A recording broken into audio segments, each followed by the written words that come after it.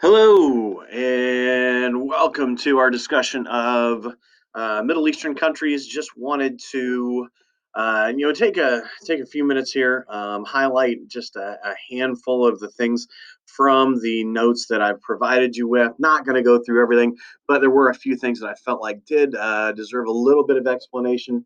So that's really what we're going to get into here. So if you don't have those notes open, might not be a bad idea just to have it open. Maybe you have this on one side, notes on the other side, so you can add to what's there. Okay, so the things that I'm going to talk about for the most part, you're going to see that they're going to be highlighted here on my sheet to help you. So to start off with Israel, it says get assistance from the West. They are a country that is very pro-Western. You're not going to see a whole lot of pro-Western countries in the Middle East. Israel is going to be one of them. They are going to be the primary country that you're probably going to think of when you think of pro-Western countries in the Middle East. Okay, so because of their pro-Western stance, they're going to get assistance from places like countries in Western Europe. The United States has always been a big supporter of Israel, which means that they're going to get money, they're going to get aid, they're going to get products from those Western countries. Because they have that, that also means that in terms of what we view as modern, Israel is really going to be more modern, more Western than what much of the Middle East is. All right, jumping down to where it says cycle. The cycle in Israel.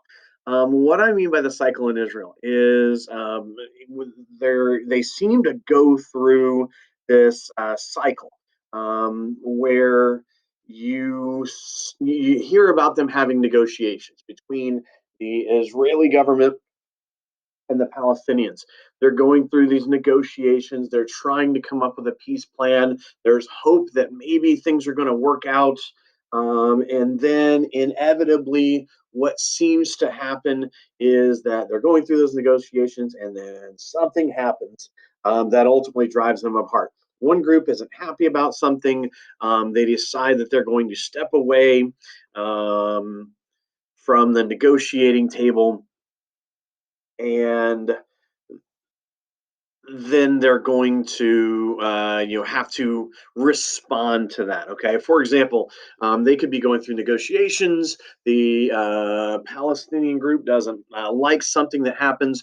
One of the factions within the Palestinian groups decide, hey, we're going to react to this by I don't know, setting a car bomb near a cafe in Tel Aviv. And now all of a sudden the Israelis say, hey, this was done on purpose. Um, and the negotiations come to an end. Then you have violence. The Israelis feel like they have to invade Palestinian areas. Palestinian groups feel like they have to respond to that. So you have this violence start all over again.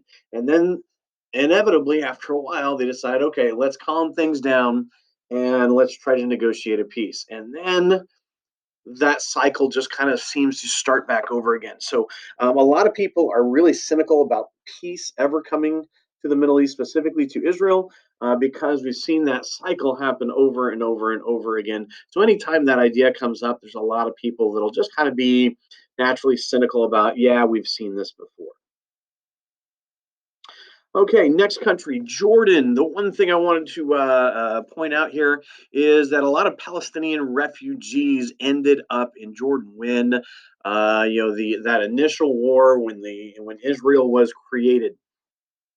Um, a lot of the Palestinian population that was living in what is Israel today wound up feeling like we have to flee this country. Where did they go? Well, they wound up going to Jordan. They make up about half the population of Jordan today. Lebanon. If you're looking at Lebanon, there's really a couple things that kind of highlight who Lebanon was, who they've become. Beirut is going to be the one city that most people are probably going to have heard of before, and Beirut has had some trying times. Beirut, you go back into the 1960s, the 1970s, was actually a very modern, very Western city. It was the type of place that if you were somebody in the Middle East who had money and wanted to, uh, let's say, get away from the very traditional roots of what daily life had become in a lot of countries. Beirut was the type of place you went to. If you wanted to experience the West, Beirut was a place that you could go to. It was sort of like New York City, but in the Middle East. Something was always going on. And then through the 1980s, you saw some civil wars come about that ultimately Beirut was kind of caught in the middle of a lot of that. So, because of those civil wars, it really kind of changed fundamentally what Beirut was. Now, the next thing that I've got highlighted on here is a group called the PLO, the Palestinian Liberation Organization. Palestinian Liberation Organization has been at work at southern Lebanon, is typically where you'll hear about them kind of acting on behalf of Palestinian refugees in that part of the world. The PLO is their purpose is just that. It's to liberate. It's they want to see the creation of a country known as Palestine once again. Now, a lot of people around the world have looked at the PLO as more, not so much a political organization as a terrorist organization. If you jump down to the last one here, another group, Hezbollah, which is a portion of the Palestinian Liberation Organization, they have been known to engage in terrorist type activities in the name of the PLO.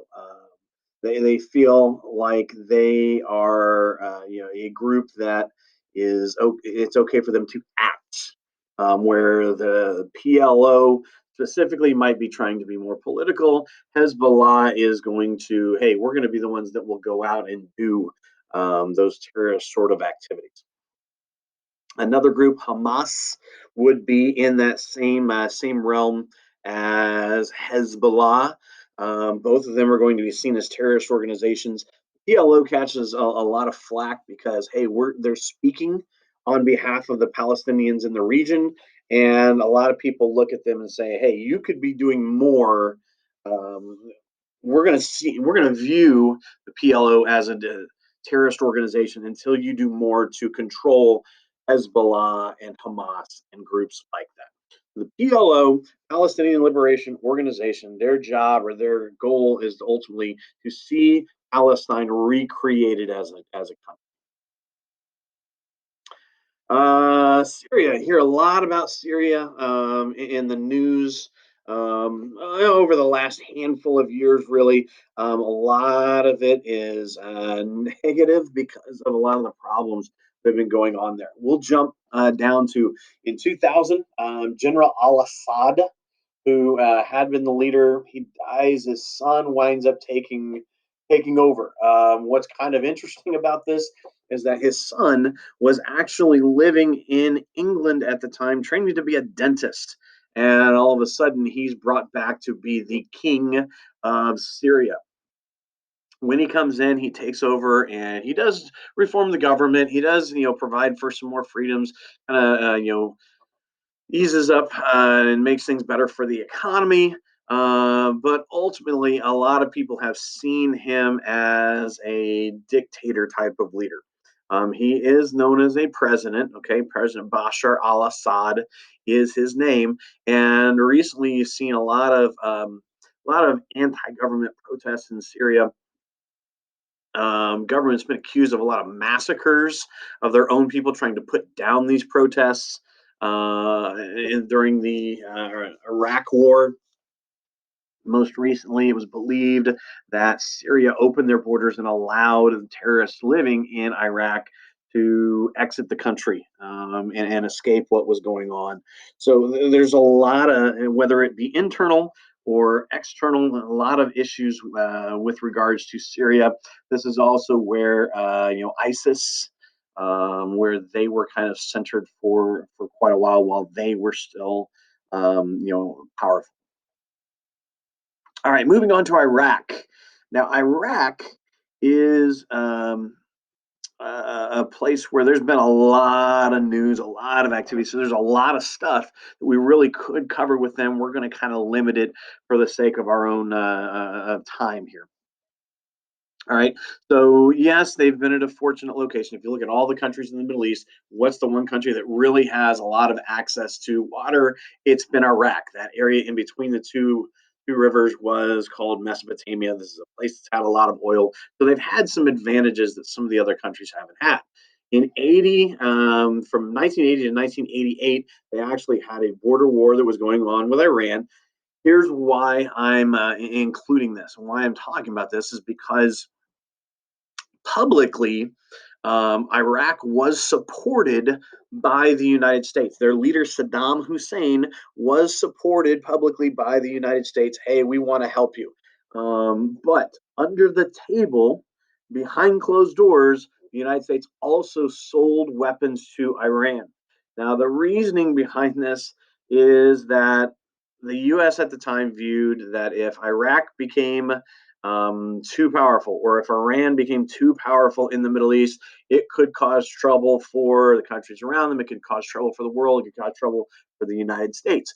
So, if you publicly support and give weapons and money to one side, and then you behind the scenes do the exact same thing for the other side, they can bomb each other back into the Stone Age, and ultimately the U.S. benefits from this. Shady, absolutely. Unprecedented? No, not exactly. You see things like this happen in the rest of the world. Not exactly one of those things you like to um, admit has happened, but the reality is, yeah, the U.S. gets involved in some shady things sometimes. This could be seen as one of those. Let's see. Iraq invaded Kuwait in 1990. That led to the first Persian Gulf War. Iraq invaded Kuwait. They say to the rest of the world, hey, Kuwait used to be part of Iraq. We're just recovering what was once ours. The rest of the world sits up and says, no, we don't believe that for a second. Kuwait sits on one of the largest oil reserves in the per capita in the area, a lot of money there, but they also have access to the Persian Gulf, which Iraq did not. So a lot of the people just looked at it as, hey, this is your way to invade another country and save yourself a lot of money and ultimately inherit a lot of oil too. So it was essentially Iraq against the rest of the world, and naturally the rest of the world is going to win that fight. Let's see. Jump down to the Kurds. Okay, group known as the Kurds lives in this part of the world. This is the world's largest minority to not have their own country. You look on a lot of maps, you will actually see an area where they live, which is between the countries, of Turkey, Syria, Iraq, Iran, and Armenia.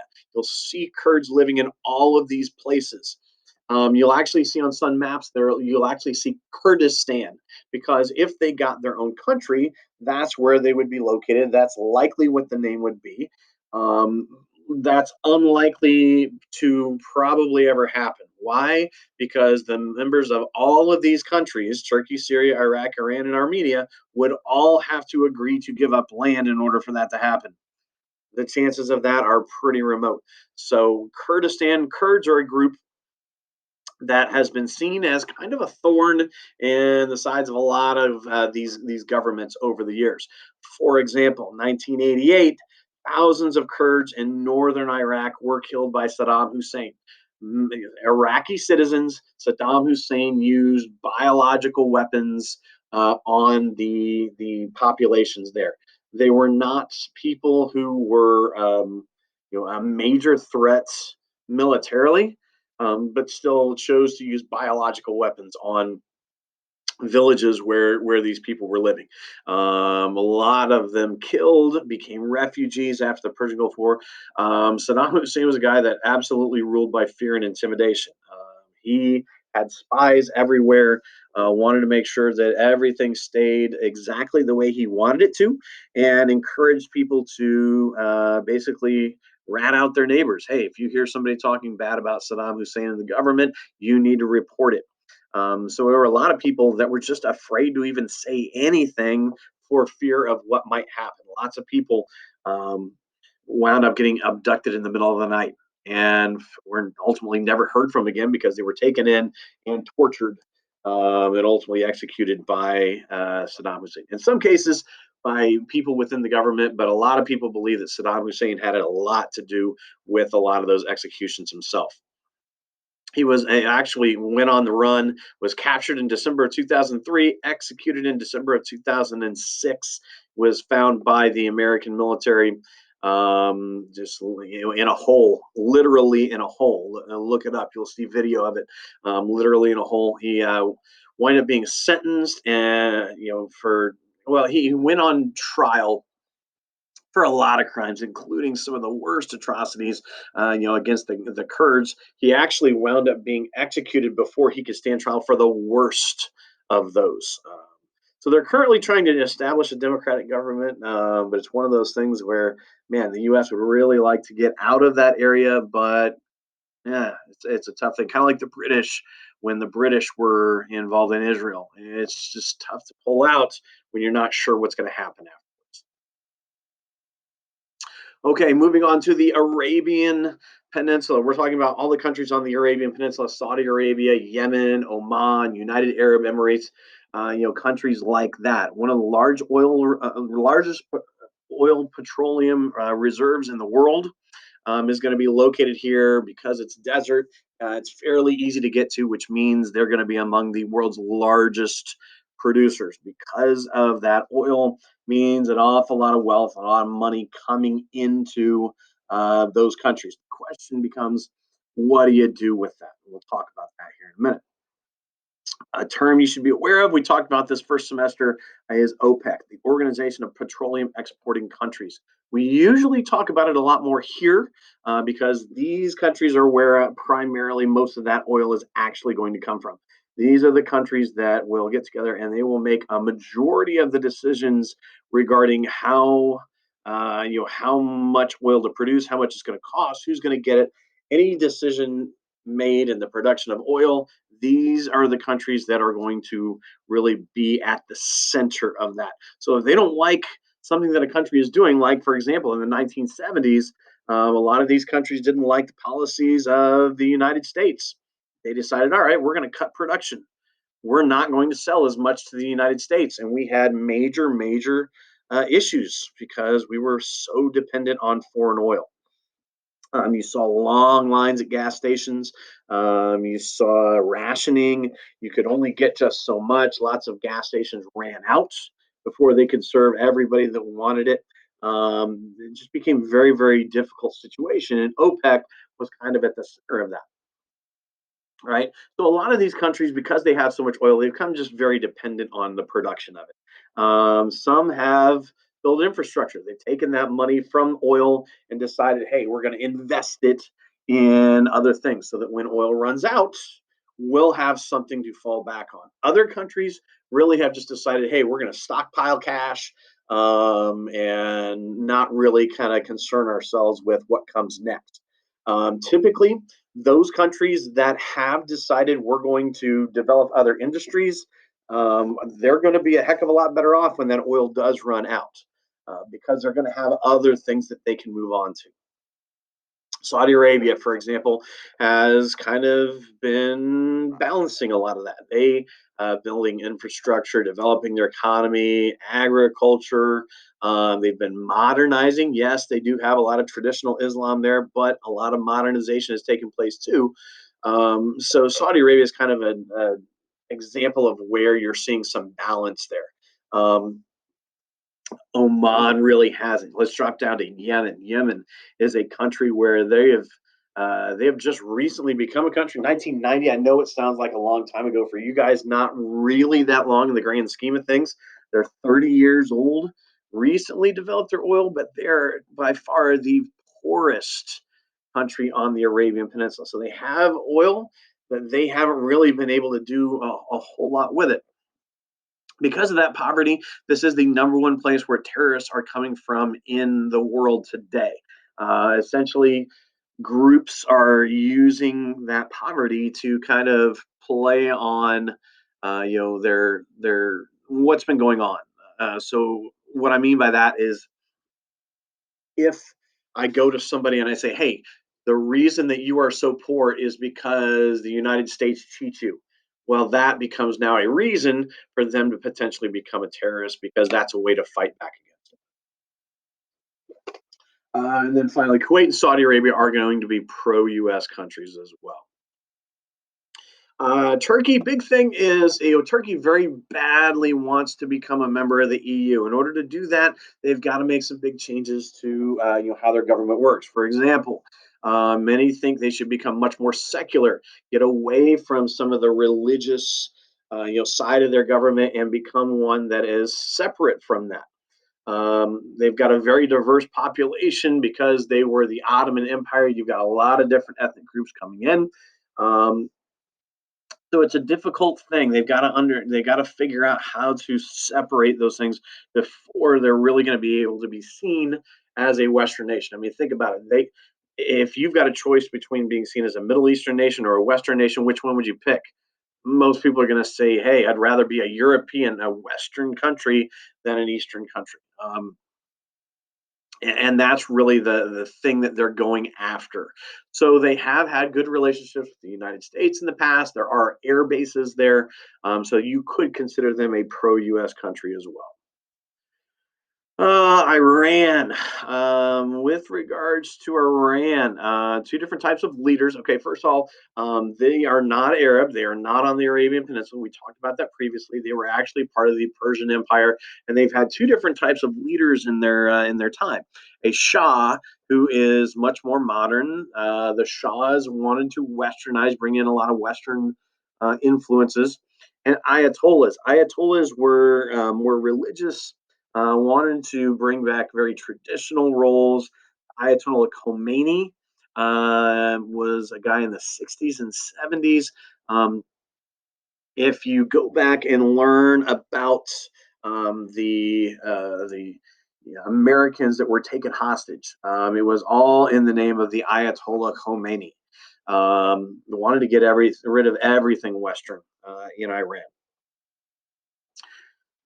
There was a movie that was made about that a little while ago called Argo. If you want to learn more about the Iran hostage situation, let's see, radical position because of the Ayatollahs coming in the 1970s and kind of bringing them back to a more very traditional, very fundamental outlook on Islam. And that radical position has very much isolated it. A lot of contact with countries like Russia, a lot of contact with countries like North Korea, China, that have kind of made it so that a lot of other countries just don't want to have much to do with countries that are going to associate with people like that. Let's see, told the United Nations that they were building nuclear reactors for energy. And then this caused some controversy. This caused some problems because they said, "Hey, we're building this." The UN said, "Hey, great, let us help you," and they said, "No, that's okay." Anytime that happens, that's going to lead to suspicion. Okay, what are you really doing? Turns out they were actually producing weapons all along, so the suspicions were correct. And then the last one is kind of self-explanatory there. And then finally, the last country here is Cyprus. Okay, Cyprus is an island nation in the Mediterranean. Have a lot of Greeks living there and Turks living there. Turkey does have some direct influence over Cyprus. This is another reason why another example of why the EU has not admitted Turkey because, hey, there's a lot of violence between the groups living in Cyprus. They don't get along very well. The Turks are seen as somebody who can do something about it and hasn't. So a lot of violence has happened between the two groups. And until Turkey really does something about it, they're probably going to continue to see themselves shut out of the European Union. So that's everything. You can go back and read through the rest. I think the rest is pretty self-explanatory, but I did want to make sure that I at least included one thing from each of these different countries or regions so that we had a little bit better understanding of it.